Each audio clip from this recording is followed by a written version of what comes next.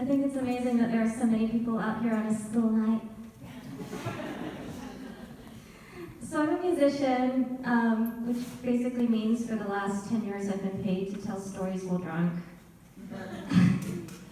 And tonight is no exception. I've come here straight from work and had no dinner, and so I had a glass of red wine, and then I told myself that that wasn't a balanced dinner, so I ordered another glass. And I'm working on it.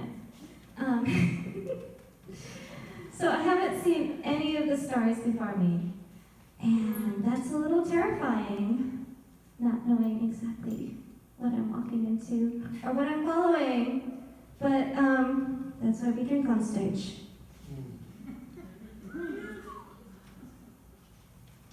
So, about a month ago, I was in Honolulu shoveling dirt on my grandfather's grave while my mother and grandmother clung to each other and wept next to me. And that was pretty intense. And I took the red-eye home, and about 3 hours of sleep was driving myself to work the very next day in a different time zone, at about 70-degree temperature difference. Thinking about this contrast in the last 24 hours of my life, and I looked to the side, and there were about 3 cop cars at the bus stop, and there was this like kind of hipster-looking guy, but he was like completely naked with his hands over his junk. And I realized that there were people out there having way weirder days than I was. So this story is kind of about those same juxtapositions, or basically how I found myself in an airport in Austin, clinging to a rock while I watched TSA whack the dick of this really handsome black guy. Hey, if it happened to me, it could happen to you. So I've had my fair share of TSA encounters. You know, they've done the math. It's not me. And the person most likely to get a full body workover is actually not, well, actually my brothers, who kind of look Middle Eastern if you're squinting. Oops. But, you know, like a fairly attractive college-age blonde girl, which I'm not in any way, but I have definitely put my hands against something with my legs apart. Well, somebody who is, actually, let's have a volunteer. Come here, you lovely person. I can't even see what you look like. So what happened was, I was on tour in Germany, and I got pickpocketed in Cologne, and so I was traveling on an emergency passport, which turns out it gets you flagged in every fucking airport in the world. It's okay, well, it's consensual, right? And it's you know, I've heard, yes, exactly. And the words I heard behind me were, I don't know, do you want to double check her back pockets? I'm just not sure what she's got back there. Exactly, and that's pretty much how I felt too, but you can give me your autograph choice. Thank you. Anyway, so what was I telling a story about? So I got this call, which was, hey, do you want to go down to South by on tour with a bunch of rappers? And I was kind of like, I don't know, I've never been to South by. And what's this going to cost me? And the answer was nothing. We've got a sponsor. It's great. And that's kind of the thing with these rap tours, is that there's always some like whack rapper that really sucks, but he like works for like, I don't know, like Intel or Boeing. So he's got a really jamming day job. And he'll just front all the expenses if you let him open. And it's cool. And I get it. And I kind of did a little research. Okay, these people have been in the scene, these people have been in the scene, and this is our fucking sponsor. Okay, let's do it. Let's go to South by. And have you ever seen Fear and Loathing in Las Vegas? more train spotting. So what I didn't realize was that I was signing up to be the person with a clean record to drive while someone detoxed from heroin in the back seat. And the first couple of shows were in Nevada and Utah, which are seriously Mormon, which means they won't even touch my hand when I walk in the door when I'm headlining. And every show that we played, I was the only one who made any money, and I slept with my money under my head. Well, everyone else,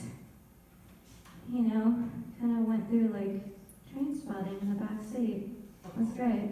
And so a week and a half later, we are in Austin. And if you've ever been to South by Southwest, it's like a fucking zoo, but all the animals are on cocaine.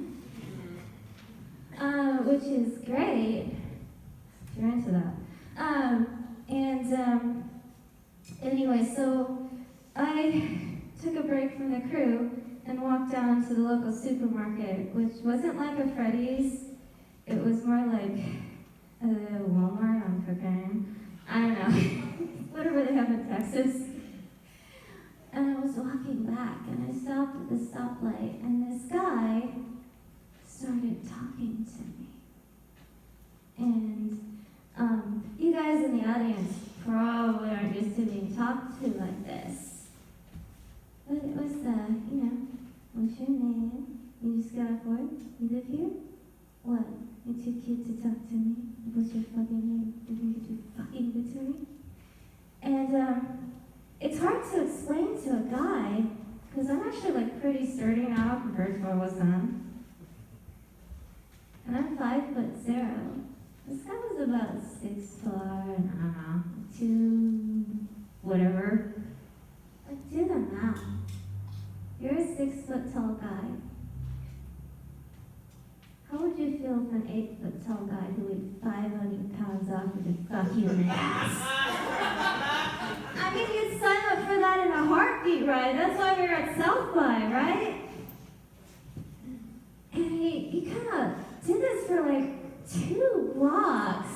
And I was just kind of like, I'm from the city. I can poker face it. It's cool. Except I just spent a week and a half asking questions. Like, is there any more heroin in the car? We're about to go through a border patrol checkpoint, and I'm the driver. I spent time chasing a junkie through a casino floor on Vegas,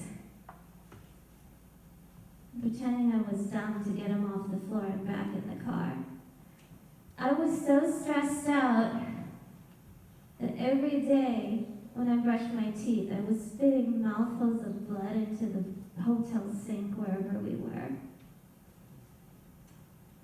And I was sleeping under tables rather than sleeping in beds next to these guys. And so at 2 blocks, something fucking snapped. He was carrying one of those cups like you get at 7-Eleven, but it's like whatever 7-Eleven is in Texas. And I did what you did in a bar, which is you throw your drink in a guy's face, except it was his drink in his face. And he chased me 5 blocks to the venue I was playing at. Through traffic, and around moving cars, and I let him in the fucking venue. And when I got someone and I said, you need to keep this guy away from me, I work under my real name. They took me out back and told me that I was uppity for not allowing the guy that had it coming out of both ends because, well, after he ran out of heroin, he ran out of crack. For not letting him drive the car even though he didn't have ID and we had out-of-state plates. And he couldn't even say a complete sentence. And I was the only one on the rental insurance besides the other guy. They told me I was an ugly bitch for not letting him drive. And I came out and he was standing next to the merch table where all my stuff was, and I work under my real name. And I went into the bathroom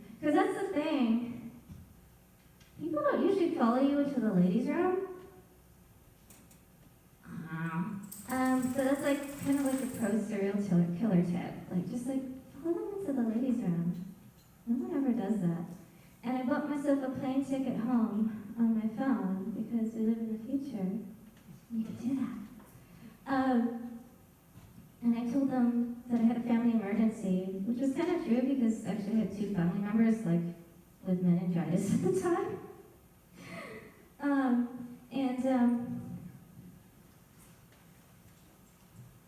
And just walked off a fucking tour.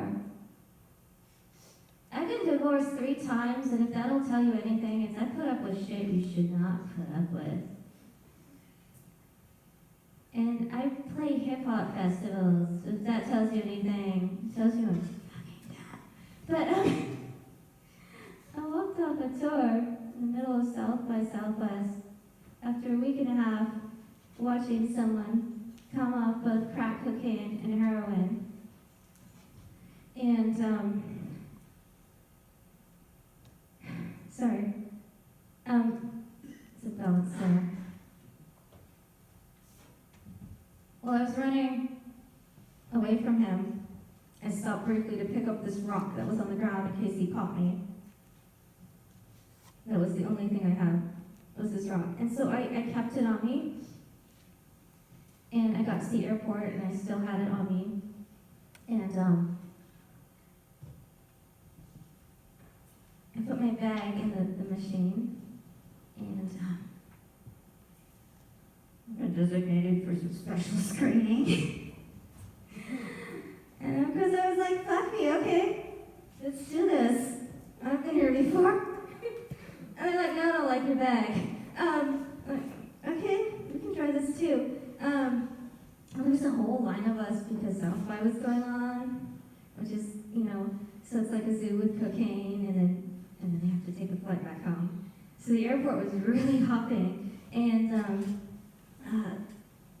I got to wait in line to be interrogated about my rock. I think I need another volunteer here. Anyone? I know, right? So there was this really handsome black guy, I really don't feel like this part of Texas is used to this, except for like these 2 weeks during South by, and he was wearing like the nicest tracksuit that money could buy, and he was standing like this, which is not an unfamiliar pose, for me either. But the thing was, unlike my accustomed situation, hands on the ass. Oh, we've got a volunteer. No, you don't. Okay. She knows what's coming. She knows what's coming. The guy had his hands on. Sorry, his gloves on. He was on his knees. And he was patting him up the leg. Then he'd get to the middle, and he'd kind of whack it, just to watch it swing back and forth. Like he wasn't sure what was in this guy's pocket. Like, it doesn't swing like a cell phone. And it's not pepper spray.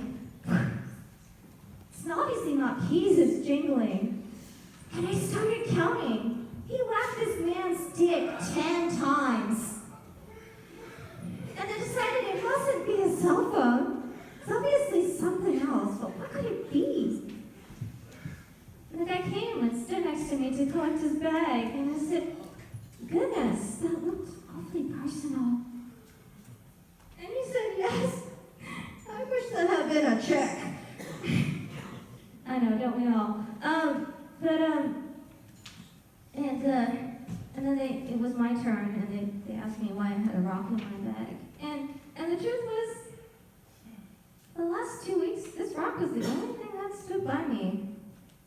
And it was very important to me. And I said, this rock is very important to me. And I gave him like this crazy eye. And they let me go. And I flew home. And the funny thing was like, there's this horrible pressure nowadays to like talk about weird shit that happens to you. And or document and take pictures I don't know, there's like Instagram, and I never learned what Snapchat was, but I don't know.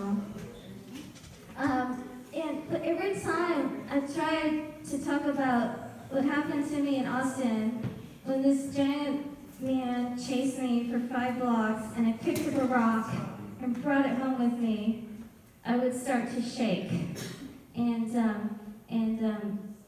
I called my insurance and I was like, I think it's called post-traumatic stress or some shit. I don't know. Do you have any benefits?